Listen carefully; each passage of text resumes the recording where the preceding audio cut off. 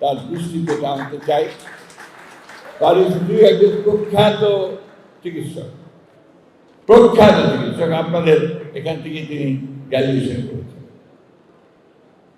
এই বিষয়টার দিকে তিনি অত্যন্ত বেশি গুরুত্ব দেবেন, কারণ এই যে 18 কোটি মানুষ, এই 18 কোটি মানুষের স্বাস্থ্য সেবা এটা একটা বড় বিশাল একটা দায়িত্ব সরকারের, যে কোনো নেতা।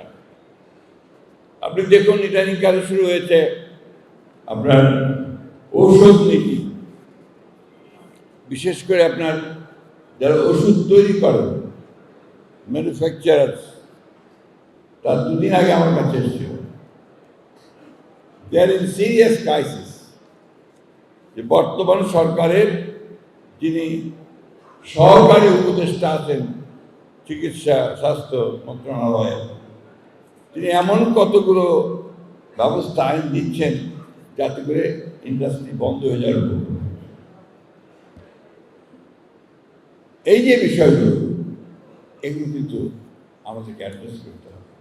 আজকে যেখানে আমাদের এই ইন্ডাস্ট্রিটা পৃথিবীর সঙ্গে আপনার কম্পিট করছিল, বাইরে এক্সপোর্ট করছিল, এখন তারা বলছে যে আমাদেরকে ফ্যাক্টরি বন্ধ করে দিতে হবে। অর্থাৎ এই সরকারের নীতিগুলো এমন হয়ে যাচ্ছে। আমাদের ভারপ্রাপ্ত চেয়ারম্যান সাহেব, আমাদের নেতা, তিনি ইতিমধ্যেই আমাদের যে 31 দফা যিনি দিয়েছেন, একটা মানে এই জাতির সবচেয়ে আপনার প্রয়োজনীয় যে দফাগুলো দিয়েছেন, ম্যাগনা কার্টা বলি আমরা এটাকে, একটা পরিবর্তন নিয়ে আসবে যুগান্তকারী। সেখানে কিন্তু স্বাস্থ্য ব্যবস্থার কথা তিনি অত্যন্ত উল্লেখযোগ্য।